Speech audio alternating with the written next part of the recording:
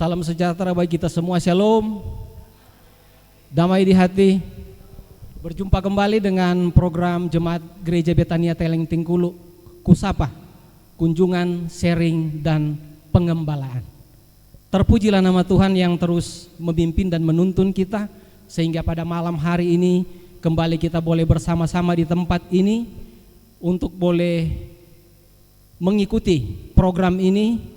Dan biarlah kiranya ini program membawa manfaat bagi kita semua untuk terus memperlengkapi kita di dalam melakukan tugas pekerjaan dan pelayanan. Dan untuk pembawa materi dalam acara Kusapa pada malam hari ini adalah Pendeta Bapak Andrio Awi, Sarjana Teologia. Dan mari kita berdoa. Terpujilah Engkau ya Tuhan di dalam anak-Mu Yesus Kristus, yang terus ada memelihara serta menuntun kehidupan kami sebagai umat yang percaya. Pada malam hari ini Tuhan, oleh karena kebaikan dan kemurahan Tuhan, kembali kami boleh diperkenankan untuk boleh ada bersama-sama saat ini untuk mengikuti program kunjungan dan sharing dan pengembalaan. Biarlah kiranya Tuhan di dalam kami akan melakukan kegiatan ini saat ini. Engkau menuntun kami semua dan memampukan kami semua, sehingga oleh tuntunan Roh Kudus-Mu kami dimampukan untuk mengerti dan memahami kehendak Tuhan ketika kami akan belajar kembali dari kebenaran firman-Mu. Bagi pembawa materi pada malam hari ini, Pendeta Bapak Andrio Maxrio Awi, Sarjana Teologia, biarlah Engkau menuntun dia dan memampukan dia untuk boleh menyampaikan akan kebenaran firman-Mu, sehingga kami mampu memiliki pemahaman yang benar tentang firman. Dan biarlah program kami pada saat ini itu boleh menjadi kemuliaan bagi nama Tuhan dan menjadi saluran berkat bagi semua orang. Tuntunlah kami semua saat ini lewat acara Kusapa ini. Di dalam nama anak-Mu Yesus Kristus kami berdoa. Amin. Dipersilakan. Pembacaan kita dalam perjanjian baru, Yohanes 15 ayat 1 sampai ayat 8. Pokok anggur yang benar. Akulah pokok anggur yang benar, dan Bapakulah pengusahanya. Setiap ranting padaku yang tidak berbuah dipotongnya, dan setiap ranting yang berbuah dibersihkannya, supaya ia lebih banyak berbuah. Kamu memang sudah bersih karena firman yang telah kukatakan kepadamu. Tinggallah di dalam aku dan aku di dalam kamu, sama seperti ranting tidak dapat berbuah dari dirinya sendiri kalau ia tidak tinggal pada pokok anggur, demikian juga kamu tidak berbuah jikalau kamu tidak tinggal di dalam aku. Akulah pokok anggur dan kamu dan kamulah ranting-rantingnya. Barang siapa tinggal di dalam aku dan aku tinggal di dalam dia, ia berbuah banyak, sebab di luar aku kamu tidak dapat berbuat apa-apa. Barang siapa tidak tinggal di dalam aku, ia dibuang keluar seperti ranting dan menjadi kering. Kemudian ia dikumpulkan orang dan dicampakkan ke dalam api lalu dibakar. Jikalau kamu tinggal di dalam aku dan firman-Ku tinggal di dalam kamu, mintalah apa saja yang kamu kehendaki dan kamu akan menerimanya. Dalam hal inilah Bapa-Ku dipermuliakan, yaitu jika kamu berbuah banyak, dan dengan demikian kamu adalah murid-murid-Ku. Demikian firman Tuhan. Terima kasih diucapkan kepada Ibu Diaken Elizabeth Mononutu SPD MPD. Kita akan masuk kepada pembahasan materi yang nanti akan dibawakan oleh pembawa materi saat ini, yaitu Pendeta Bapak Andrio Awi, Sarjana Teologi. Shalom, damai di hati, puji Tuhan. Saudara-saudara, tibalah kita pada bulan Februari, yang mana minggu ini kita akan membahas tentang bagian pertama dari tema bulanan kita yang berjudul Gereja Sehat, Berakar, Bertumbuh, dan Berbuah. Dan tema mingguan kita saat ini berjudul Gereja Sehat, Berbuah untuk Kemuliaan Tuhan. Tema ini diangkat dari isi perikop yang terdapat dalam Injil Yohanes pasal 15 ayat 1 sampai 8 yang oleh Lembaga Alkitab Indonesia memberi judul Pokok Anggur yang Benar. Saudara-saudara, gereja itu berasal dari bahasa Yunani eklesia dan berasal dari bahasa Portugis igreja.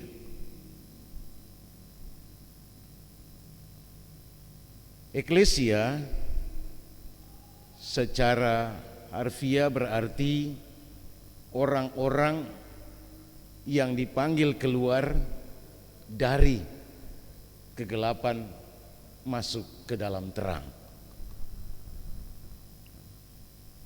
Nah, bicara tentang panggil keluar berarti menandakan ada satu aktivitas yang hidup, yang bergerak.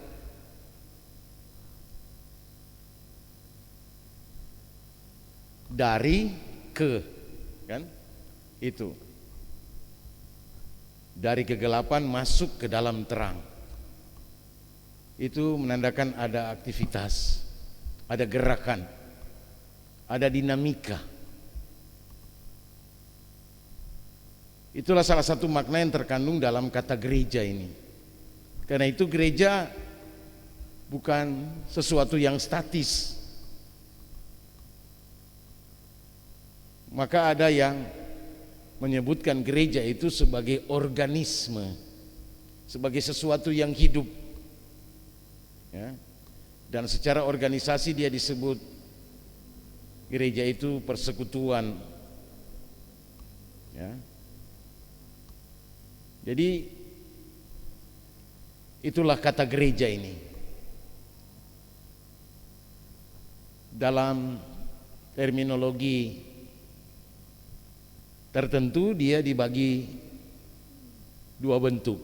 Gereja itu sebagai gereja yang kelihatan, itulah dia yang dikelola, ditata secara organisasi.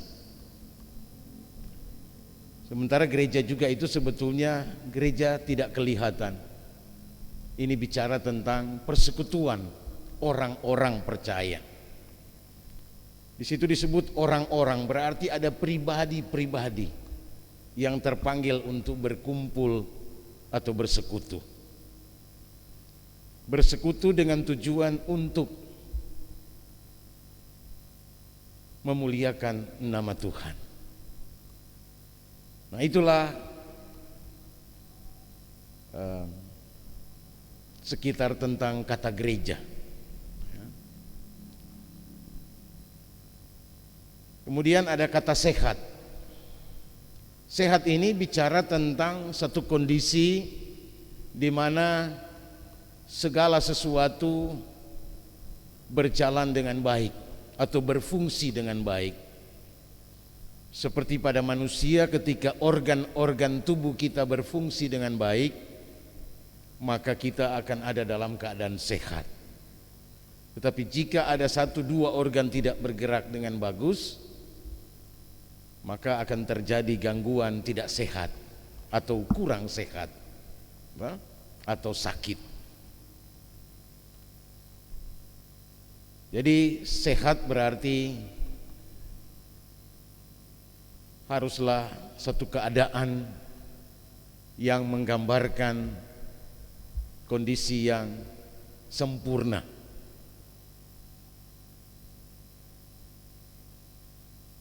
Walaupun itu sudah bisa menyangkut tentang hal-hal fisik, hal-hal mental, spiritual daripada seseorang. Tapi dari kata dasarnya sehat itu termasuk pohon yang sehat, orang yang sehat. Karena itu tidak jauh kalau kita menggunakan kata sehat ini untuk gereja, karena gereja itu adalah satu organisme yang hidup. Dan sebagai satu organisasi dia menggunakan peralatan-peralatan organisasi supaya semua bisa bergerak bersama-sama. Ibarat tubuh, maka jangan sampai tangan mau ke kanan, tangan kiri mau ke kanan, tangan kanan mau ke kiri. Nah, itu keadaan yang tidak sehat. Berbuah bagi kemuliaan Tuhan, buah itu memang biasanya dihasilkan oleh pohon, kan? Tapi mengapa ada kata berbuah di tema ini? Karena itulah juga menunjuk pada hasil yang harus terjadi dalam kehidupan persekutuan orang-orang percaya atau dalam persekutuan gereja. Karena itu buah adalah hasil dari satu proses, dari proses sebuah pohon untuk berakar, bertumbuh, maka dia harus berbuah.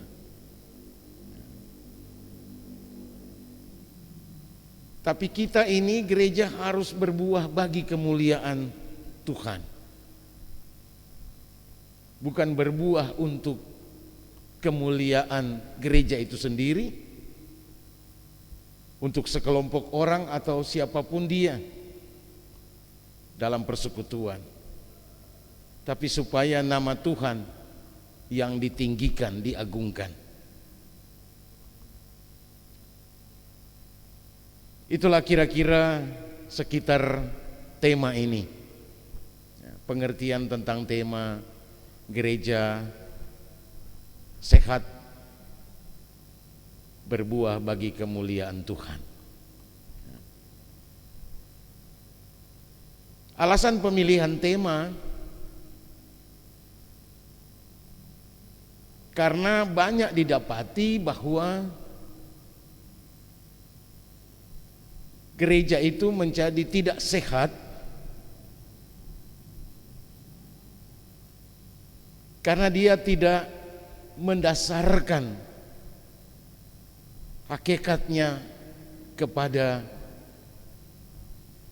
pemilik daripada gereja ini, pemilik pelayanan dan kepala gereja ini. Kita tahu kepala gereja dan pemilik pelayanan gereja itu adalah Yesus Kristus. Karena itu segala sesuatu yang harus dilakukan oleh gereja, orang-orang percaya yang dipanggil keluar dari kegelapan masuk ke dalam terang, adalah mengikuti segala yang difirmankan oleh Tuhan, yaitu Yesus Kristus, kepala gereja dan pemilik pelayanan.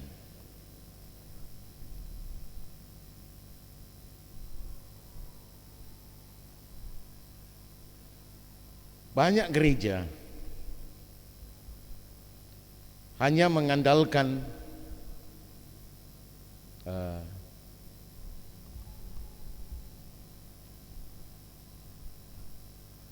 cara pengelolaan sebagai organisasi.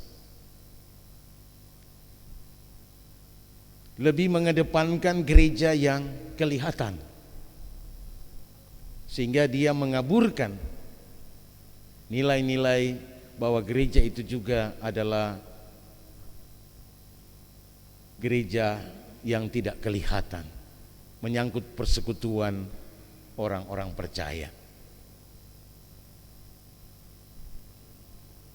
Karena itu tema ini sebetulnya juga mau menyampaikan otokritik untuk mencegah supaya jangan sampai secara organisasi gereja justru terperangkap pada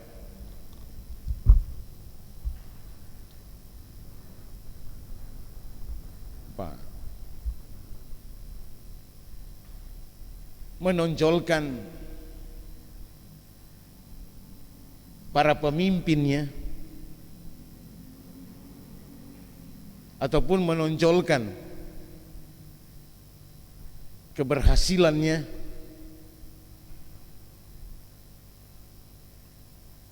aset kekayaan gereja, tapi tidak menggambarkan bahwa dia memuliakan nama Tuhan.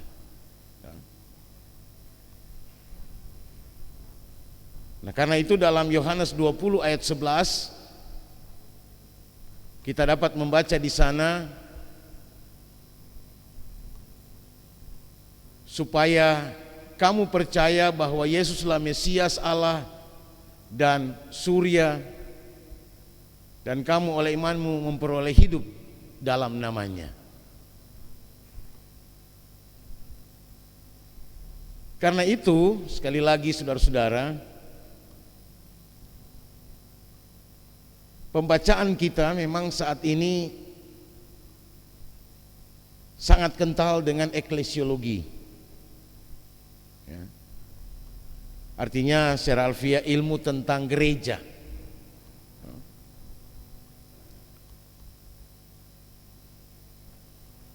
Nah, untuk itulah kita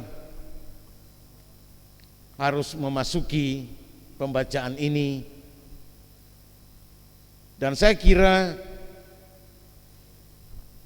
tidak terlalu sulit kita untuk memahami teks kita Yohanes 15 ayat 1 sampai 8.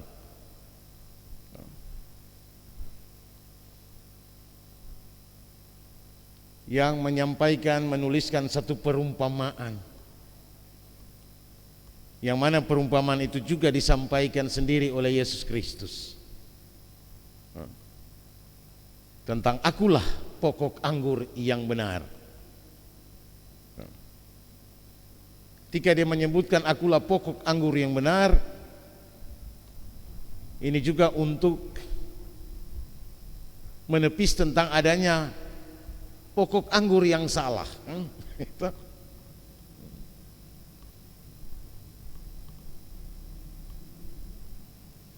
Pohon anggur ini tanaman favorit, dan Yohanes, kita ingat dalam Yohanes 2 juga dia menyebutkan tentang mujizat Yesus mengubah air menjadi anggur dalam pesta di Kana. Anggur ini memang menjadi simbol kesukacitaan, tapi juga simbol pengorbanan.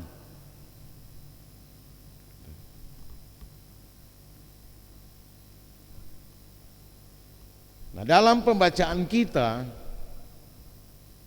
Yesus hendak menegaskan bahwa akulah pokok anggur, artinya pohon, dan murid-muridnya, termasuk orang-orang yang percaya kepadanya, adalah ranting-rantingnya.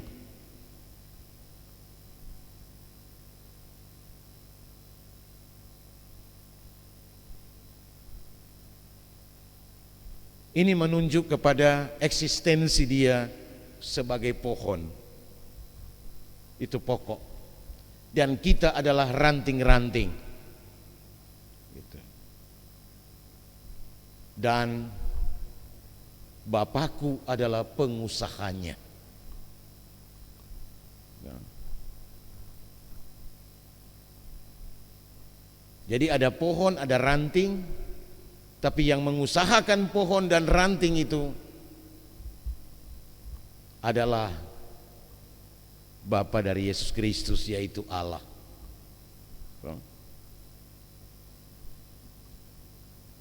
Tugas dari seorang pengusaha anggur adalah menjaga agar pohon anggur itu bertumbuh baik.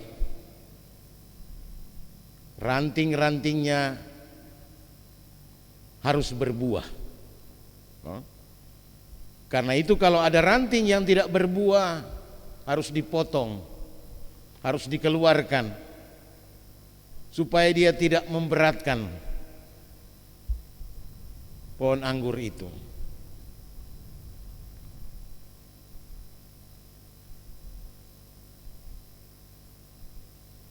Karena itu ini juga yang mau diartikan oleh Yesus, bahwa secara khusus pada saat itu untuk murid-muridnya,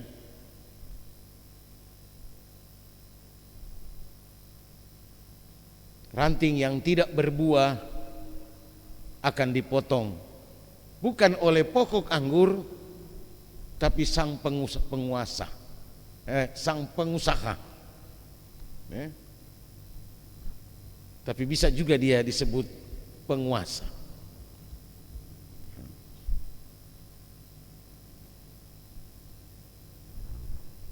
Ini mau menggambarkan tentang satu mekanisme dalam pengelolaan anggur yang bisa menjadi juga model dalam pengelolaan pelayanan.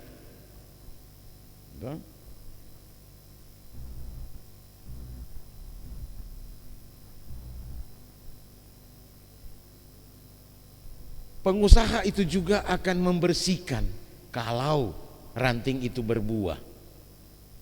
Dia akan mendapat perhatian supaya dengan demikian ia semakin berbuah lebih banyak. Dan terkait dengan itu Yesus menegaskan bahwa murid-muridnya sesungguhnya sudah bersih, karena firman yang sudah diajarkan disampaikan oleh Yesus kepada murid-muridnya. Dan karena itu murid-muridnya seharusnya semakin berbuah lebih lebat.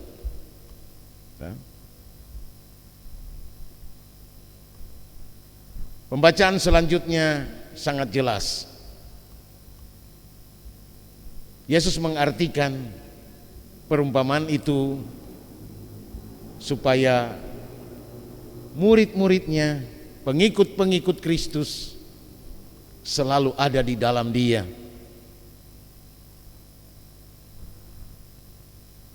Dan Kristus di dalam kita. Karena tidak pernah ada ranting yang terlepas dari pohon itu bisa berbuah. Ini mau menerangkan kalau torang tetap melekat pada pokok atau pada pohon itu, kita pasti berbuah.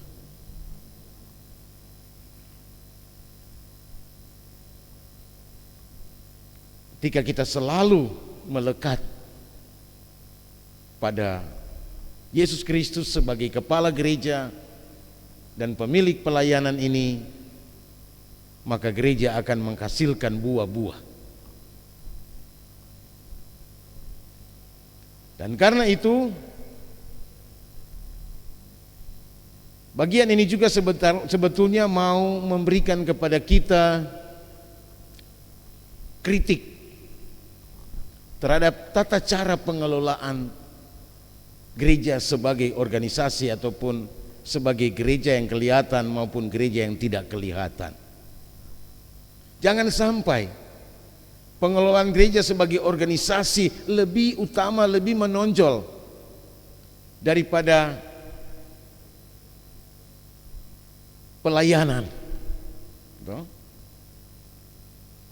Jangan sampai justru gereja lebih terikat kepada sistem yang sebenarnya itu cuma satu cara yang menjadi alat memperlancar dan menertibkan pelayanan.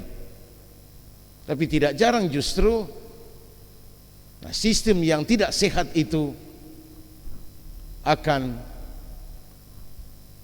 menghalangi kerja pelayanan yang sesungguhnya adalah milik Tuhan. Karena itu gereja harus terus bergerak membaharui dirinya, harus terus menggali firman Tuhan, mengusahakan pemahaman-pemahaman yang lebih dalam tentang hakikat dan tugas fungsi gereja itu.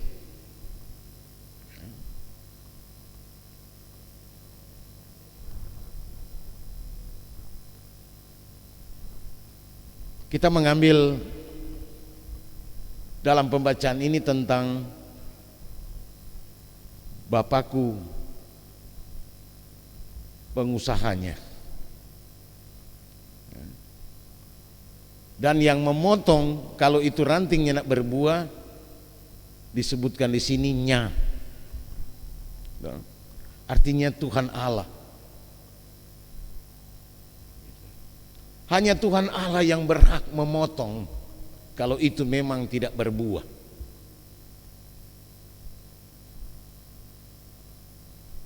Nah, inilah yang saya maksudkan menjadi satu kritik bagi pengelolaan pelayanan secara organisasi maupun non-organisasi, agar kita tidak terperangkap untuk memakai sistem termasuk peraturan-peraturan untuk memotong. Toh?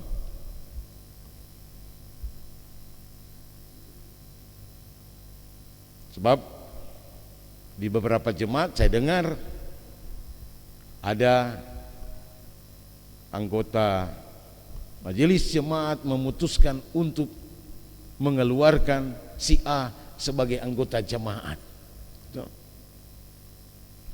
atau penatua dan diakin mengeluarkan seorang anggota jemaat dari kolomnya.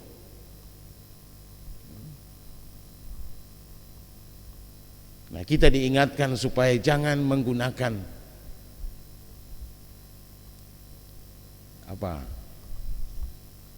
pisau ataupun gunting yang diberikan kepada kita untuk melakukan hal yang bukan kewenangan kita. Sebab hal itu hanya bisa dilakukan oleh sang pengusaha dan penguasa. Walaupun dalam gereja ada kepemimpinan, ada ketua-ketua, ada badan pekerja dan seterusnya,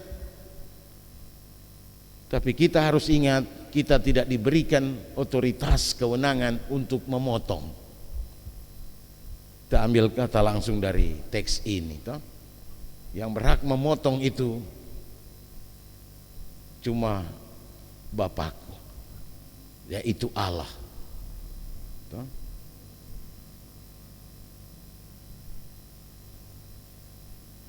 Nah, jangan sampai pula sistem organisasi ini membuat para pemimpin yang dipercayakan merasa bahwa dialah yang berhak mengambil keputusan. Dan tidak jarang justru, apakah itu di dunia profan, di dunia sekuler, ataupun di dunia sakral, termasuk di dalam gereja,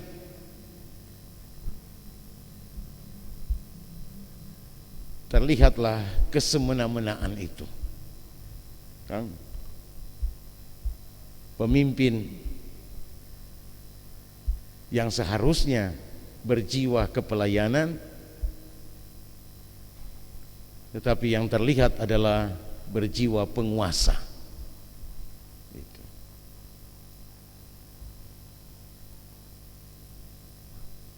Sehingga seenaknya memotong-motong. Bahkan bukan cuma memotong, malah cabut dari akar-akarnya. Gitu. Bukan yang tidak berbuah yang dicabut ataupun dipotong, malah yang berbuah justru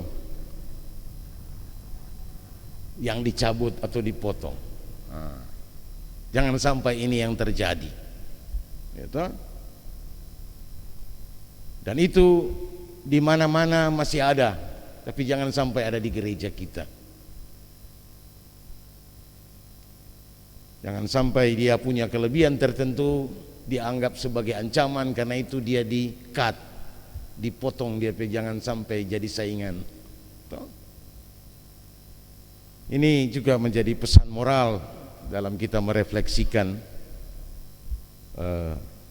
Yohanes 15 ayat 1 sampai 8 ini. Yang terakhir, Yesus menegaskan, kalau orang tinggal di dalam Dia, firman-Nya di dalam kita, dipastikan kita berbuah. Buah seperti apa yang kita hasilkan?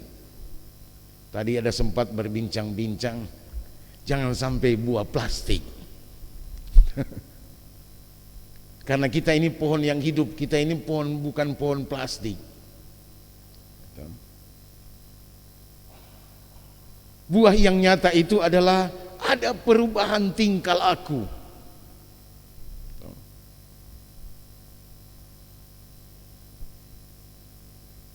Ketika tingkah laku, perbuatan-perbuatan kita seperti anggur, memang benar-benar terasa anggur. Jangan kita buah anggur atau pohon anggur tapi berbuah semangka. Apa itu lagu bilang?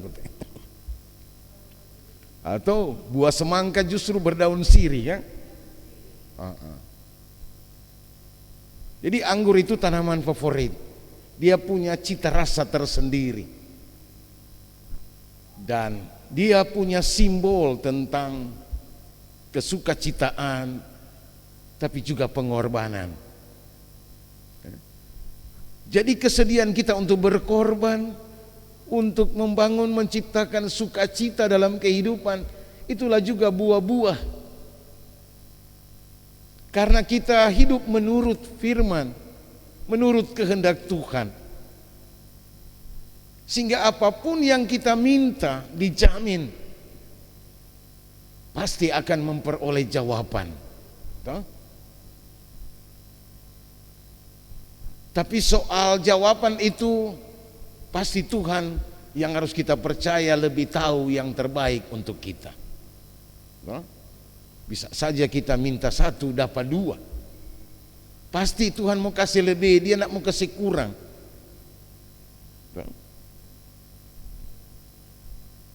Paling tidak Dia mau kasih secukupnya, sehingga kita tidak berkekurangan.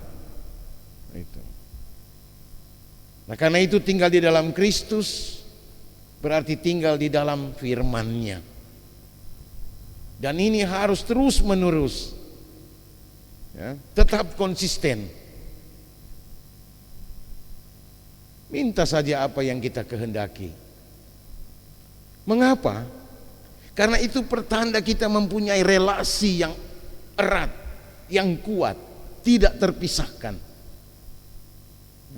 Itulah gambaran tentang ranting ini. Ya. Karena itu untuk berbuah itu tidak sulit. Untuk kita boleh menghasilkan buah-buah itu hanya kalau kita tetap melekat pada ranting, tetap melekat pada pohon. Walaupun orang tahu untuk pohon sejenis yang lain bisa berbuah di batang pohon toh. Tapi kalau anggurnya tidak mungkin dia berbuah di batang pohon.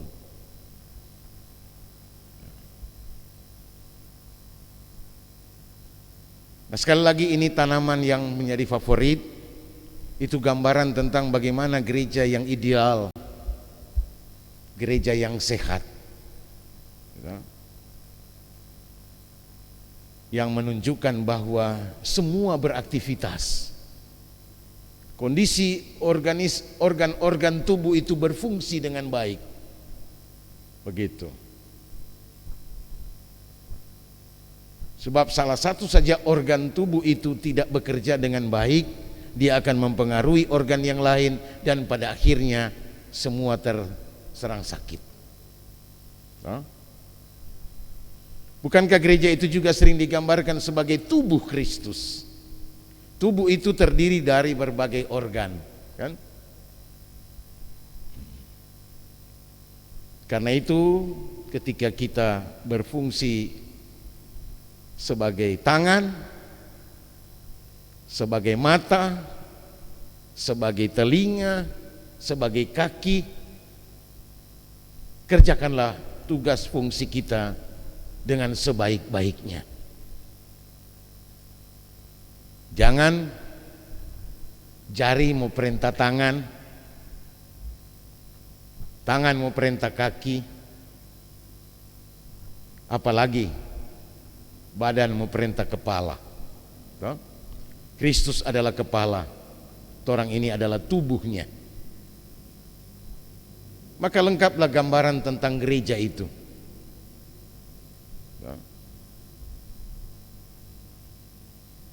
Orang ini cuma ranting,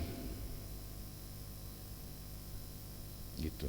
Cuma bagian dari cabang kecil, bahkan cabang atau bagian terkecil dari suatu pohon. Karena itu jangan sampai orang mau suka jadi pohon atau jadi pokok.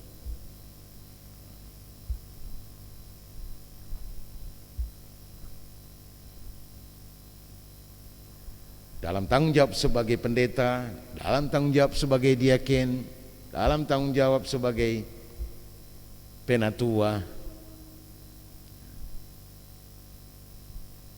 hasilkanlah buah-buah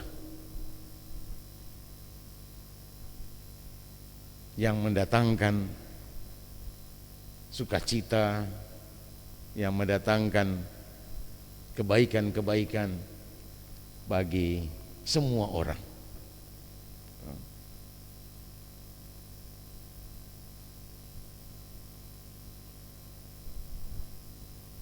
Inilah kiranya yang boleh mendapatkan perhatian kita terkait dengan Yohanes 15 ayat 1 sampai 8 ini. Selebihnya saudara-saudara boleh lihat di PowerPoint ya.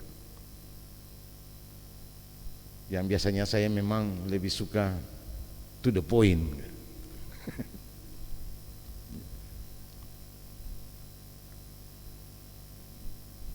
Jadi berkenan kiranya kita boleh menggali lebih jauh lagi, mudah-mudahan, karena menurut saya ini bagian yang sangat aktual, yang menyentuh tentang hakikat kita sebagai gereja. Ya. Karena itu dikembalikan kepada moderator.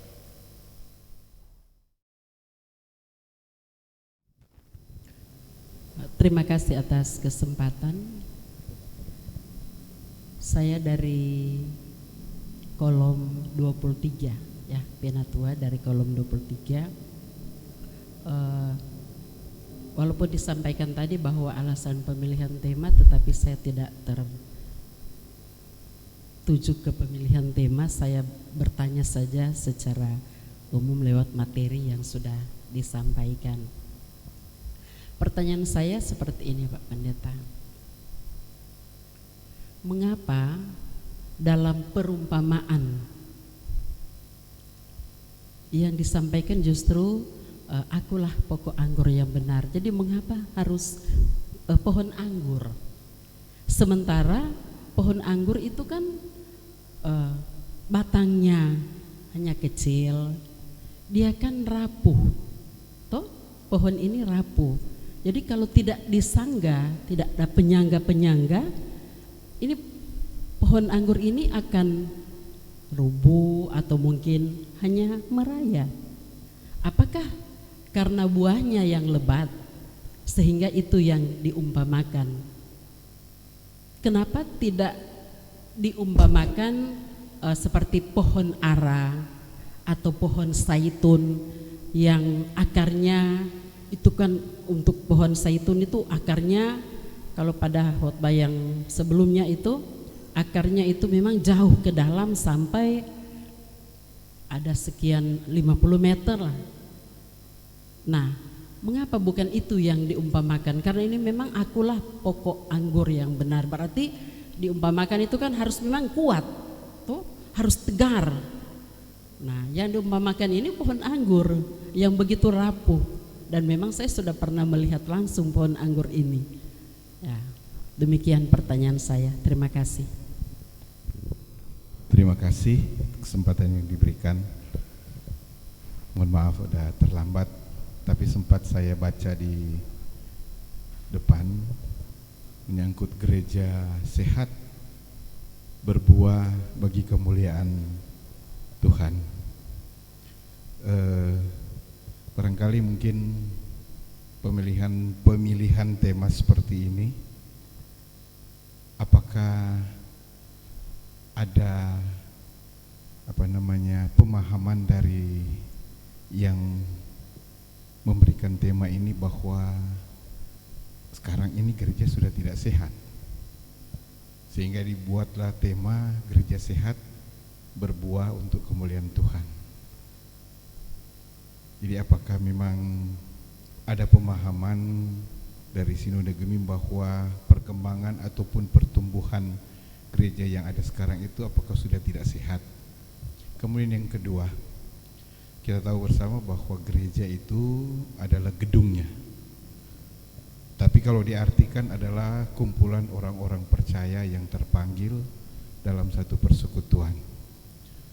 Apakah masih relevan yang disebut gereja? Karena kadangkala orang berbicara seperti ini, gereja yang terkecil adalah keluarga kita, tubuh kita ini adalah bait Allah, berarti gereja. Apakah masih relevan seperti tema seperti ini, yang padahal kenyataannya memang tidak seperti yang terjadi ataupun tidak seperti yang dirasakan dalam penyebutan gereja yang terkecil adalah keluarga kita. Nah, kalau itu keluarga sunyak masuk gereja, masihkah layak, masihkah relevan disebut sebagai gereja? Kemudian yang terakhir menyangkut, tapi juga sudah disentil tadi, menyangkut akulah pokok anggur yang benar. Nah, memang benar, anggur ini dia kalau ada penyangga, dia akan merayap di tanah, bahkan mungkin tidak akan berbuah sebagaimana yang diinginkan. Dia mirip-mirip seperti buah markisah, kalau tidak merayap, dia menjalar, dia pasti akan berpengaruh dalam pertumbuhannya. Yang menjadi pertanyaan adalah kenapa buah anggur yang tadi disampaikan oleh Pak Pendeta bahwa biarlah berbuah seperti pohon anggur. Nah, yang saya maksudkan adalah kenapa tidak dengan buah-buah yang lain? Kenapa tidak ada dengan buah-buah yang lain? Karena terang tahu bersama kejatuhan manusia salah satunya adalah makan buah pengetahuan yang baik dan buah pengetahuan yang jahat, makan buah. Nah, anggur juga ini kalau diproses, mungkin kalau dia diproses akan menjadi satu minuman. Tuhan Yesus memberkati pesta di Kana dengan buah anggur yang ada. Nah, anggur kalau kelebihan juga mau konsumsi ya bisa berakibat fatal. Jadi maksudnya adalah kenapa tidak dicontohkan dengan buah-buah yang lain. Saya kira demikian. Terima kasih. Iya, terima kasih atas tanggapannya yang sangat reflektif. Dan menurut saya, mengapa pohon anggur yang dijadikan perumpamaan? Sekali lagi, karena tanaman itulah yang sangat favorit, yang banyak dikenal, dan Yesus mau menerjemahkan kerja pelayanan itu dengan hal yang sangat mudah mereka temukan di mana-mana. Tetapi yang terutama adalah buah, bukan apakah pohon itu yang kita seringkali asosiasikan seperti pohon mangga atau pohon durian, kan? Nah, anggur itu juga disebut pohon karena dia ada batangnya, ada carangnya atau rantingnya, kan? Nah, karena itu memang kita tidak melihat ada cabang di sini, toh. Dulu kalau sistem organisasi kan ada pusat, cabang, dengan anak ranting, kan? Tuh, pernah baca di papang-papang dulu, toh. Nah, artinya sistem itu juga dulu menggunakan model pohon sebagai menggambarkan satu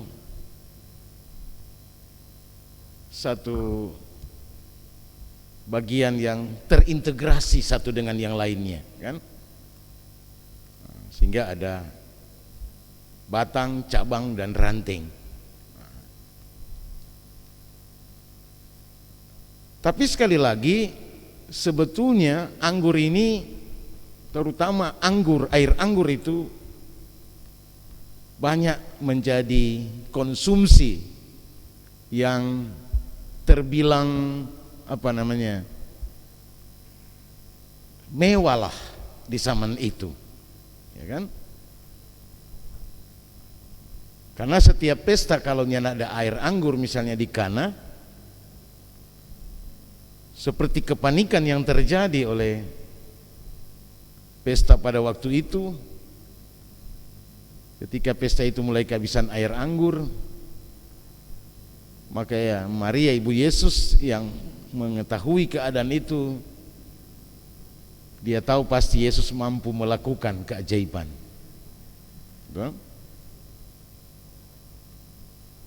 Dan cerita juga yang diangkat oleh penginjil Yohanes ini sebetulnya sudah memberikan gambaran bahwa apa yang dikatakan Yesus kepada Maria, waktuku belum tiba, tapi dia harus melakukan itu. Maka ini menunjuk kepada apa yang harus dilakukan oleh Yesus. Dia harus minum dari cawan yang berisi anggur.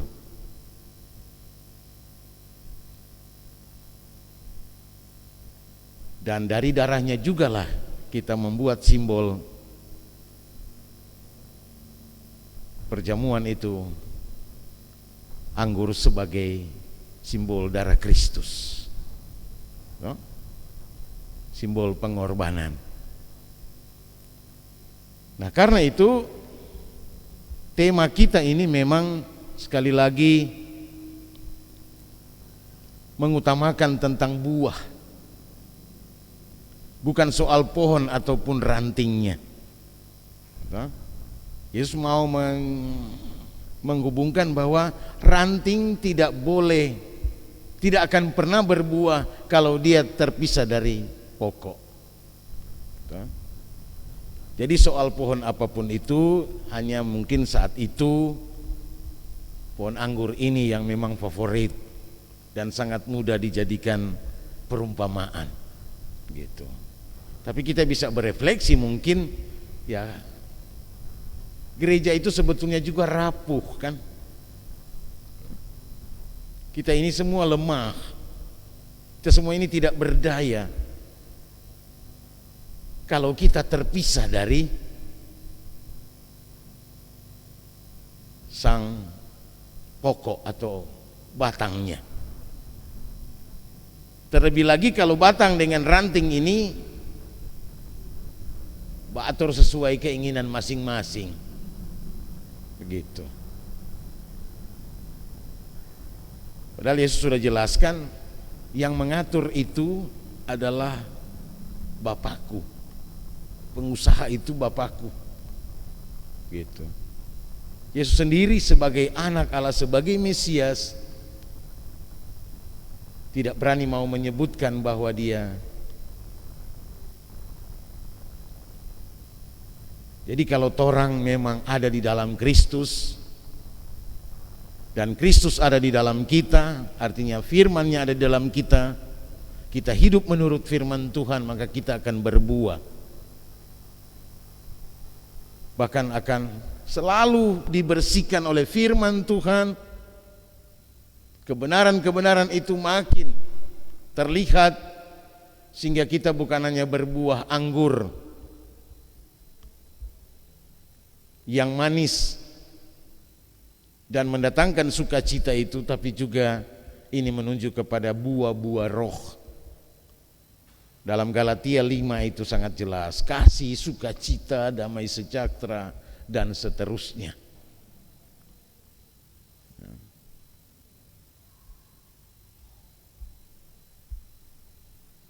Dan karena itu kita diingatkan supaya jangan sampai kita yang hanya ranting mau menjadi pengusaha.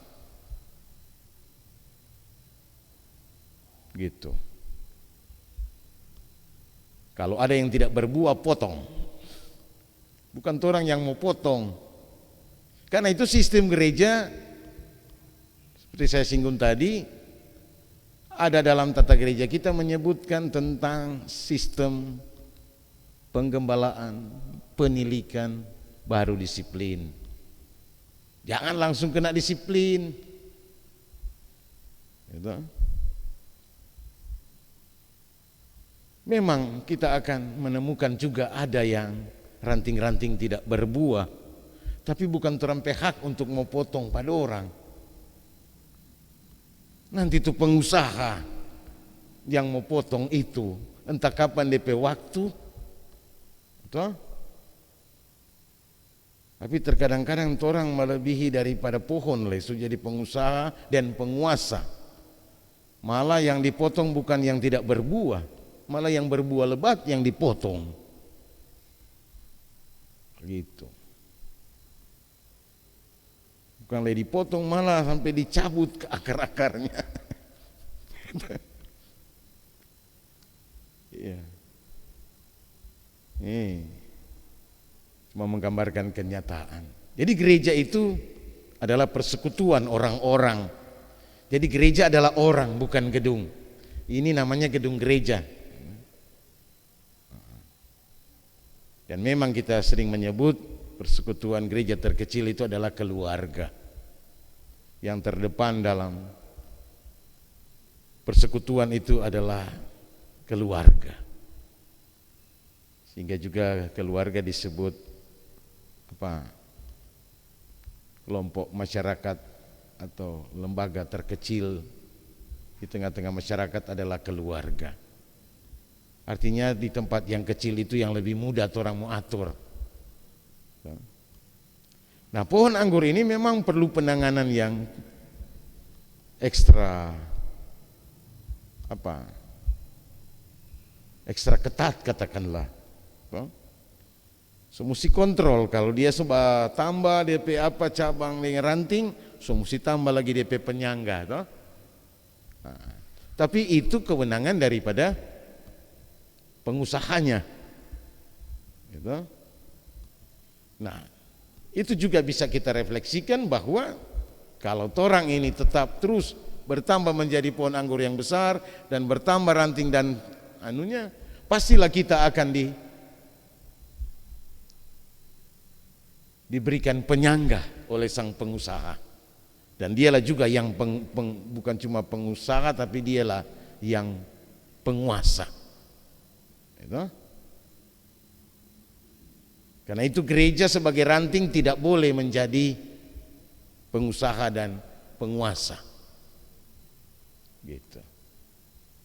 Biarlah hak otoritas untuk memotong itu torang kasih memang betul-betul waktu dan kehendak Tuhan terampai istilah toh. Dan kadang di tengah-tengah pelayanan memang pernah penatu atau diaken merasa jengkel yang mengungkapkan nih kalau untuk jemaat ini so boleh cut dia so boleh potong katanya kurang aktif dan apa semua macam-macam toh. Tapi sekali lagi bukan itu itu bukan hak kita, bukan otoritas kita. Otoritas kita tetaplah menjadi ranting yang berbuah. Gitu. Diri kita yang berbuah. Kita tidak perlu mengharapkan orang lain berbuah. Gitu. Kontennya ada pada kita secara pribadi-pribadi. Gitu. Yang mendengar ataupun menggunakan perumpamaan ini. Bisa saja orang belum tahu arti perumpamaan, belum mendengarkan perumpamaan ini. Dan mereka belum tahu betul bahwa mereka adalah ranting yang harus berbuah. Karena itu orang bersihkan dengan firman. Gitu. Orang tetap menyampaikan kebenaran firman. Dan itulah kehendak Allah sebagai cara Allah membersihkan ranting-ranting supaya dia makin berbuah lebat. Toh? Jadi mudah-mudahan saya sudah bisa memberi jawaban tentang apa yang ditanyakan tadi. Ada juga Yesus menggunakan perumpamaan yang lain kan? Lalang di antara gandum gitu. Tapi memang anggur ini sekali lagi tanaman yang favorit, minuman yang istimewa, simbol kesukacitaan, kebahagiaan, tapi juga simbol pengorbanan. Sebagaimana Kristus juga dalam perjamuan kudus, kita minum anggur yang adalah darah Kristus yang berkorban, menderita untuk kita, bahkan mati. Tapi dia juga adalah simbol kesukacitaan.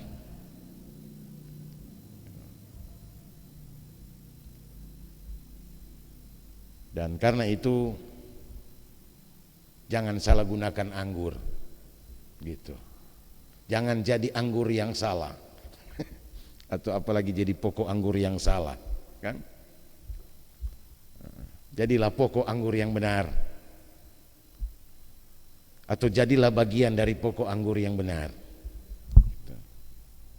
Demikianlah tadi, mudah-mudahan dengan jawaban-jawaban tadi atau pemahaman yang telah diberikan kita mampu mengerti. Kesimpulannya yang saya tarik tadi adalah untuk masalah anggur tentu berangkat dari masalah konteks.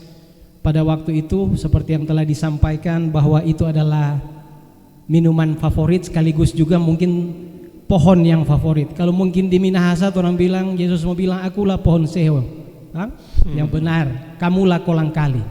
Nah itu mungkin DP konteks begitu kalau di Minahasa. Tapi yang pasti itu pada waktu itu DP konteks, makanya Yesus mengambil contoh itu.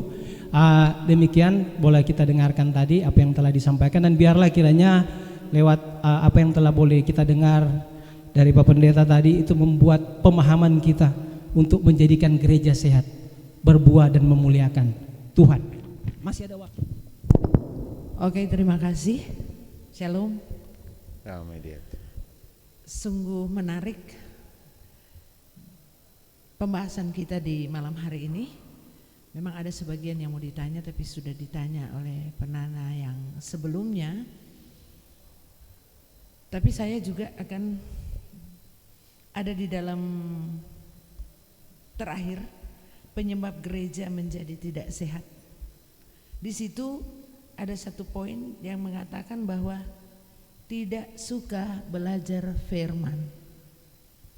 Artinya di sini bahwa banyak pengeluhan, banyak problem di tiap gereja bahwa terdaftar banyak sekali, tetapi dalam peribadatan jumlah kakak sekian, jumlah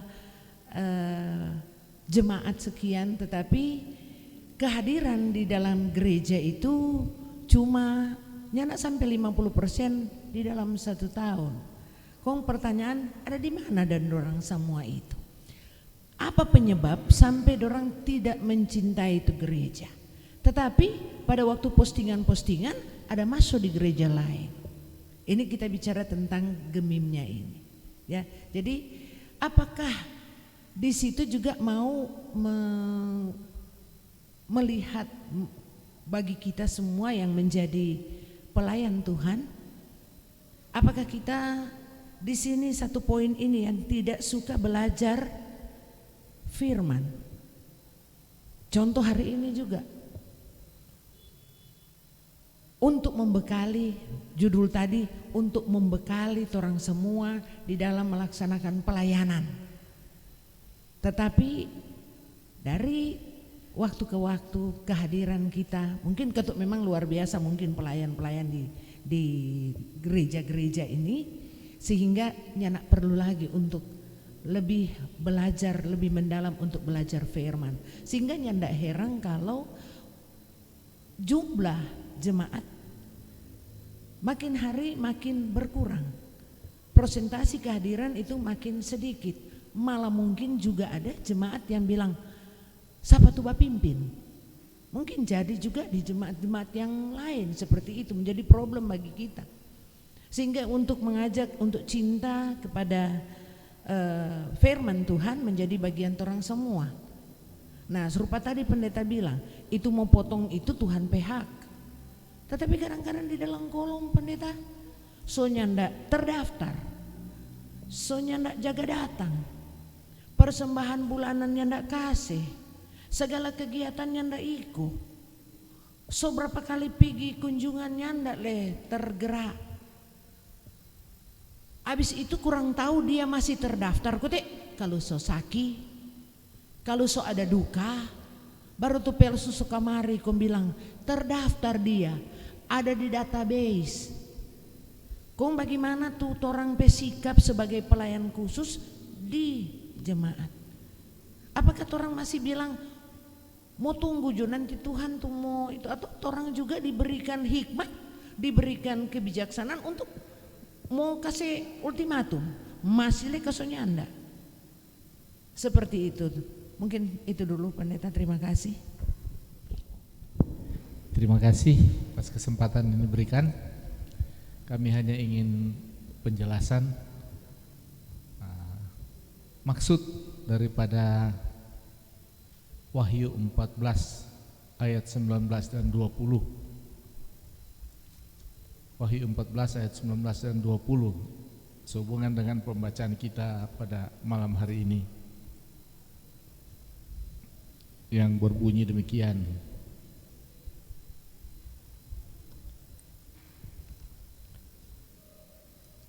Lalu malaikat itu mengayunkan sabitnya ke atas bumi dan memotong buah pohon anggur di bumi dan melemparkannya ke dalam kilangan besar, yaitu murka Allah.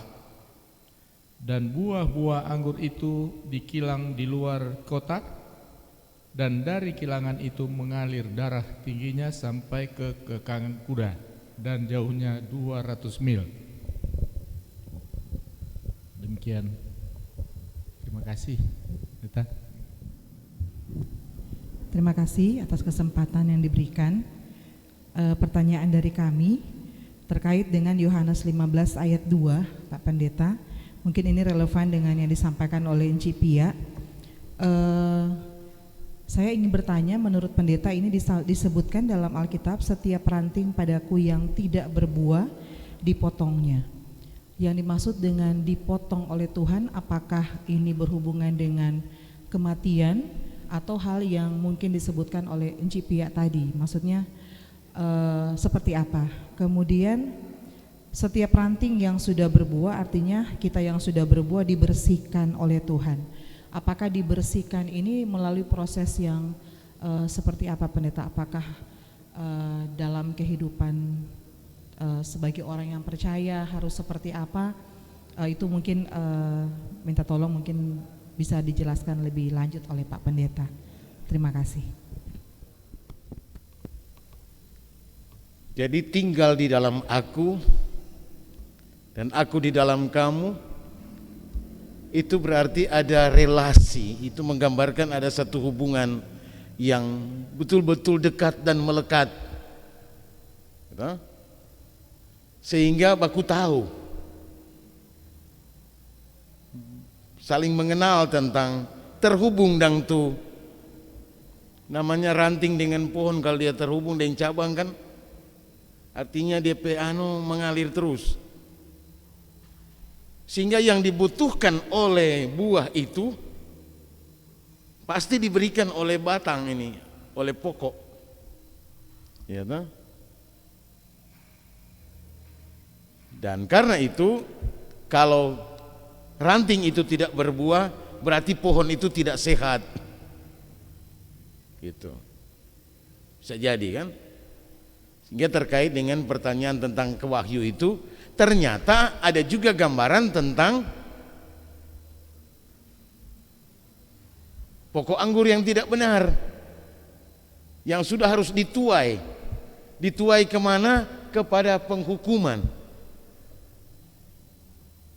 Ya, itu sebenarnya kitab Wahyu menggambarkan tentang penghukuman. Berarti tentang adanya anggur-anggur dari pokok anggur yang tidak benar. Karena itu memang jelas membedakan di sini, akulah pokok anggur yang benar. Jadi memang ketika kita memiliki relasi yang dekat, kita pasti akan menerima jawaban-jawaban dari apa yang kita minta yang pasti dikehendaki Tuhan. Karena kita tahu apa yang dikehendaki Tuhan. Karena itu kita minta apa yang dikehendaki Tuhan, bukan memaksakan kehendak kita. Gitu maksudnya. Apapun yang kamu kehendaki, karena Tuhan tahu apa kehendak Tuhan. Kita tidak mungkin bisa meminta apa yang tidak dikehendaki Tuhan. Sama dengan orang ini pohon anggur mau berbuah semangka, atau pohon semangka mau berdaun sirih. Itu kan? Jadi analoginya ke sana saya kira. Jadi ketika orang memang punya hubungan yang dekat, erat, mengenal, aduh tapi mama begini, kalau minta ini pasti dia nak mau kasih, kan? Karena itu jangan minta itu, minta ini ya. Karena dia so tahu, so kenal, oh tapi bapak dia kalau minta ini dia nak mau kasih kita. Maka kalau kita minta ini pasti dia mau kasih. Bahkan kita akan mengalami bahwa walaupun itu kita tidak minta, tapi Tuhan tahu kita mampu untuk itu. Dan kalau dia memberi, sesungguhnya supaya kita berbuah, mendatangkan kebaikan, mendatangkan sukacita. Ya. Jadi seperti itu.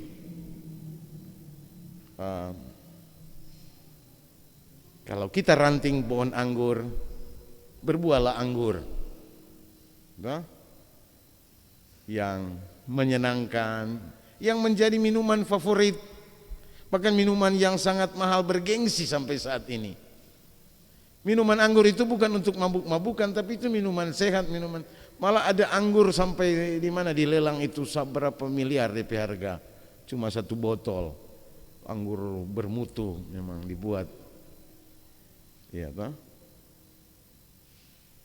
Sempat saya dengar di berita tuh anggur dilelang begitu mahal, begitu berharga anggur itu. Karena itu biarlah kita menjadi anggur yang berharga. Dan kalau kita buah anggur, sekali lagi, kalau orang ini ranting yang menghasilkan buah, jangan jadi seperti Bapakku. Jangan jadi seperti, tetaplah kita menjalankan fungsi kita, selalu menghadirkan sukacita, selalu menghadirkan kabar gembira, selalu menghasilkan buah-buah roh. Walaupun ada ranting-ranting yang tidak berbuah di sekitar kita. Karena itu memang inilah yang diterjemahkan oleh gereja dalam proses menata dan melayani. Ada sistem yang kita sebut penggembalaan, penilikan, baru disiplin, barulah ada itu. Itu proses yang sebenarnya sangat panjang. Sebenarnya itu menggambarkan bahwa orang memang mulai mengambil keputusan yang ceroboh, seolah-olah orang yang pemilik ini kerja pelayanan. Jadi memang sering orang teruji dengan keadaan-keadaan itu, tapi sadarilah bahwa orang ini cuma ranting yang tetap harus menghasilkan buah, bukan mengambil fungsi sebagai pengusaha, apalagi sebagai penguasa. Gitu. Tetap layani. Karena itulah panggilan bagi kita senantiasa. Karena anggur juga itu simbol pengorbanan. Seperti yang dilakukan oleh Yesus bagi kita. Dia mencurahkan darahnya untuk menebus orang pe dosa-dosa. Karena itu pengorbanan kita, walaupun mereka tidak aktif, walaupun mereka tidak terdaftar, harus kita layani. Sebab jangkauan pelayanan kita bukan untuk mereka yang terdaftar. Gereja itu harus menjadi garam dan terang. Itu juga perumpamaan Yesus kan. Lebih jauh lagi. Tapi memang tentang anggur ini menyangkut sistem eklesiologi sebetulnya. Menerangkan tentang itu, tentang Bapa, Yesus Kristus, dan torang ini siapa. Begitu. Jadi marilah kita tetap memiliki seperti bacaan minggu ini, menjadi orang bijak yang selalu bijak, cermat melihat setiap keadaan. Tidak cepat-cepat mengeluarkan keputusan, tidak bertindak ceroboh. Gitu.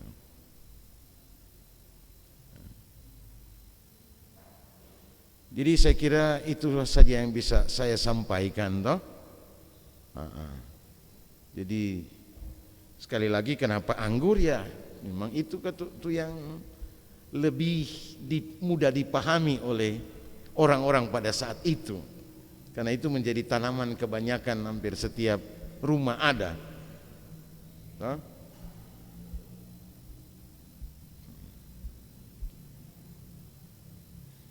Jadi kira-kira mudah ditangkap kan maksud saya.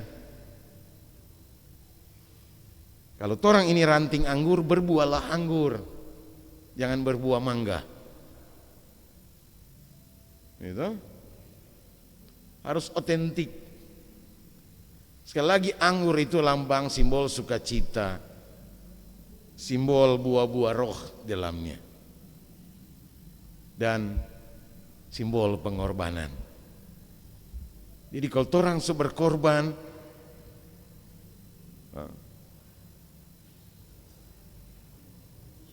pengorbanan itu nyata ketika orang merasa susah untuk melakukan sesuatu mendatangkan kebaikan bagi orang lain.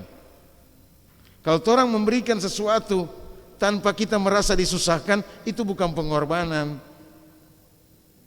itu pemberian, hadiah. Ketika orang merasa berat untuk memberikannya, maka itulah pengorbanan. Termasuk berat ketika orang bilang, aduh sesuai aturan karena sama ini boleh mau apa? Mar karena belas kasihan, karena orang tergerak oleh belas kasihan, itulah anggur yang sesungguhnya, itulah anggur yang benar. Gitu.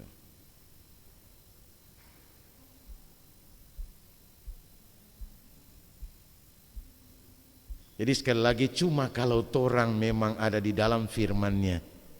Firman itulah yang akan terus membersihkan kita dan kita akan tetap menghasilkan buah-buah yang baik. Hah? Kamu sudah bersih, Yesus bilang toh, karena firman yang telah aku katakan. Jadi firman itulah yang membersihkan. Firman itulah yang memurnikan kita dari waktu ke waktu asal kita membuka diri. Dan kita akan semakin bersih, menghasilkan buah-buah yang lebih banyak, lebih lebat. Saya kira inilah gambaran atau apa biasanya disebut metafora pohon anggur. Jangan jadi seperti lagu anggur merah. Tapi jadilah anggur karena kita dihasilkan dari pokok anggur yang benar. Gitu. Tahu semua itu lagu anggur merah.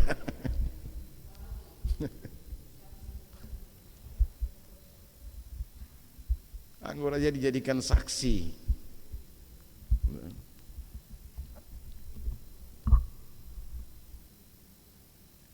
Saya kira itu yang dapat disampaikan dan mudah-mudahan bisa membuka wawasan eklesiologi kita tentang hakikat kita dalam kerja pelayanan. Berfungsilah sebagai anggur yang benar karena kita berasal dari pokok anggur yang benar. Gitu. Terima kasih. Ya, terima kasih atas kesempatan yang terakhir. Dengan apa yang disampaikan oleh Ibu Bendahara tadi, Ibu Olivia Manopo, tentang kehadiran kita yang hanya sekian, lebih kurang dari setengah. Sekarang ada apa ya Pak Pendeta?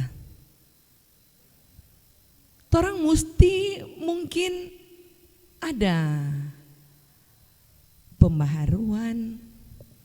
Saya lihat sedangkan khotbah terlalu panjang, yang lain semua ngantuk. Menyanyi baru satu lagu, rupanya ada semangat. Apalagi juga ditambah dengan doa panjang, lebih mengantuk, ada yang suka tanduk-tanduk. Ada apa? Dan apa yang harus kita buat supaya jemaat kita lebih banyak yang datang? Mungkin ada trik-trik yang baru, yang lebih bagus, toh? Dan kedua, mungkin karena mereka ya enggak ada persembahan barangkali. Dan berikut, kadang orang lihat orang anak-anak muda, banyak kali ya, ada yang sebagian masuk pada malam, toh, menurut perkembangan yang kami lihat banyak kali malam, tapi banyak kali nyandak masuk. Nanti Natal penuh ini gerejanya nak cukup malah, so 2 kali ibadah masih pinjam kursi. Barangkali itu ada trik-trik yang bagaimana Pak Pendeta supaya orang jemaat ini semangat untuk datang. Jadi bukan hanya naik 50%, tapi dia akan naik sekurangnya 75-80%. Makasih. Terima kasih. Ini sangat konkret. Tapi kita tidak boleh terlalu banyak menduga yang tidak. Orang juga harus objektif. Karena harus kita akui bahwa dinamika kehidupan ini membuat orang kehidupan sehari-harinya semakin mobile. Dunia transportasi, dunia komunikasi, itu bisa berpengaruh. Termasuk bisa saja dia kita kuat so dengar so ikuti lewat live streaming, lewat ibadah yang disiarkan atau di YouTube dan lain sebagainya, di aplikasi-aplikasi. Selain kesibukan-kesibukan orang yang makin beragam, ya.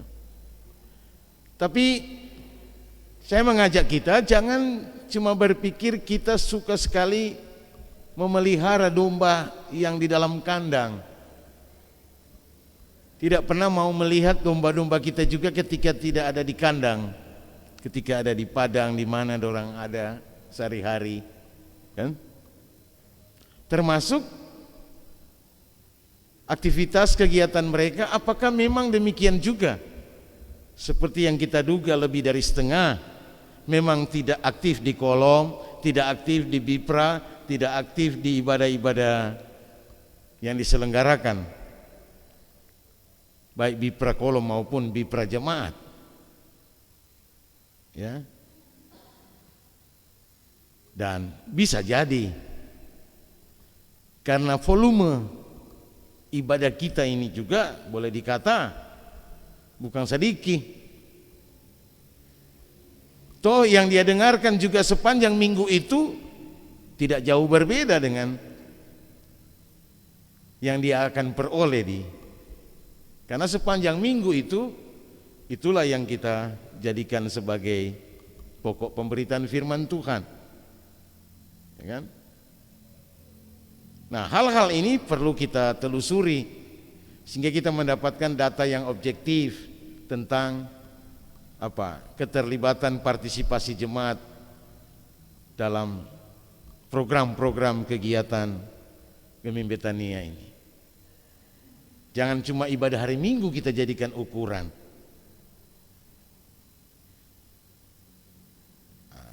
Tapi kalaupun memang ini perlu kita jadikan satu perhatian, maka itulah tanggung jawab kita. Lewat program ini, kunjungan, sharing, dan penggembalaan, toh? Yang tidak boleh berhenti. Kita kunjungi, kita lakukan sharing percakapan dengan jemaat, dan kita lakukan penggembalaan. Artinya tetap menuntun mereka. Jangan orang semua jadi seperti pengusaha itu. Karena itu orang sini mau tuntun, sini mau gembalakan, cut saja, potong. Jangan. Jadi orang harus membahas ini sangat panjang sebenarnya. Harusnya mungkin salah satu sidang majelis jemaat hanya khusus membahas tentang bagaimana solusi untuk menggerakkan jemaat dalam keterlibatan beribadah di gedung gereja, ya kan? Tapi pada momen-momen tertentu, hari-hari tertentu sangat banyak, iya kan? Yang seringkali menjadi dugaan saya adalah sekarang kan kendaraan ada semua. Mau suka mau pasiar di kampung hari Minggu, mau suka pasiar ke sana, kemana-mana. Kalau dulu nih mau pi mana? Pi gereja jo. Iya toh? Jadi itu juga salah satu fenomena yang harus kita perhatikan. Nah sekarang bagaimana kita membangun daya tarik supaya mesti datang di gereja rupa. Tapi jangan sampai gereja itu terperangkap hanya untuk menjadi tempat seperti entertain gitu kan. Gereja tidak boleh terpengaruh seolah-olah harus mengikuti selera. Kita punya harus konsisten dengan apa yang kita miliki. Karena kalau minta maaf, saya kagum kalau sistem di gereja kita, saudara-saudara kita di Katolik, karena diajarkan di situ ketaatan, disiplin dalam ibadah. Bukan soal bagaimana apa yang dia mau peroleh di situ dengan firman Tuhan, tapi lewat dengan itu dia dibentuk. Gitu. Tapi banyak kali memang itulah kecenderungan Protestantisme, ya, untuk mengisi, memuaskan dengan firman itu cuma sampai di otak, tidak sampai di hati. Karena dia datang bukan untuk beribadah, untuk menyembah Tuhan, tapi mau dengar apa yang dia suka dengar.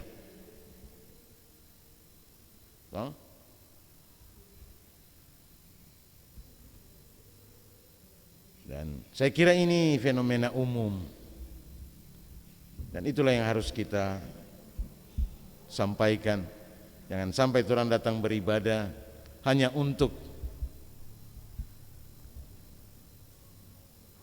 mencari apa yang kita inginkan, bukan melakukan apa yang Tuhan kehendaki. Karena itu datang beribadah di gereja itu harus siap, jangan sampai nak tidur satu malam kemudian datang ibadah.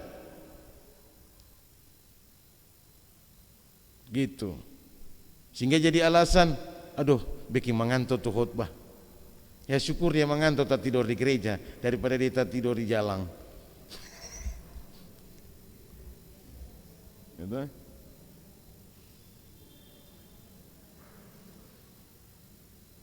Dia kesalahan sendiri yang tidur tidak teratur.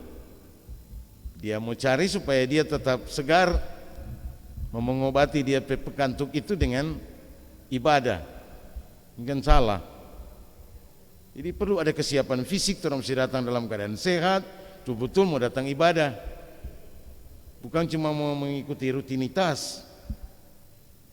Gitu. Sehingga begitulah Yesus katakan, matetes itu, murid itu, dalam bahasa Inggris murid Yesus itu disebut disciples, bukan student. Disciple yang sangat erat dengan kata disiplin. Gitu. Kalau kita ambil terjemahan bahasa Inggris, murid-murid Yesus itu disebut disciple, bukan student. Yang sangat dekat dengan kata disiplin. Artinya menjadi murid Yesus, supaya orang tahu ini murid-muridku karena disiplin. Gitu. Ayat terakhir itu kan. Jadi dalam hal inilah Bapakku dipermuliakan, jika kamu berbuah banyak, dan dengan demikian kamu adalah murid-muridku. Atau dengan kata yang disebut, kamu adalah orang-orang yang disiplin. Gitu.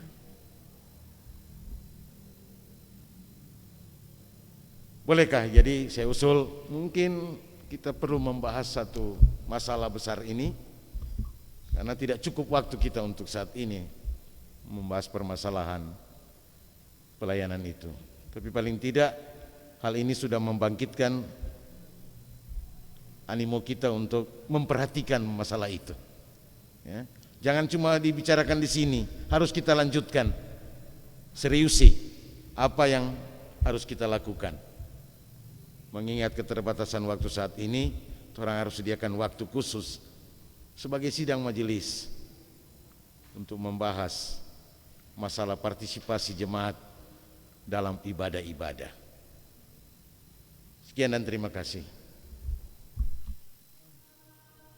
Kita akan menutup acara Kusapa pada malam hari ini. Kita akan berdoa. Mari berdoa. Kami bersyukur dan berterima kasih kepadamu ya Tuhan, oleh karena tuntunan dan penyertaan-Mu, sehingga saat ini dalam acara kunjungan sharing dan pengembalaan jemaat Gemim Betania Teleng Tingkulu boleh berjalan dengan baik.